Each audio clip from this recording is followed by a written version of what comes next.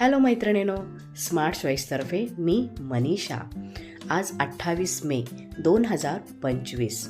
आजचा दिवस पूर्ण जगामध्ये मासिक पाळी दिवस म्हणून साजरा केला जातो. आता तुम्ही म्हणाल 28 मेच का? प्रत्येक महिलेला 28 दिवसाने दर महिन्याला मासिक पाळी येते आणि ती किमान 5 दिवस तरी असते.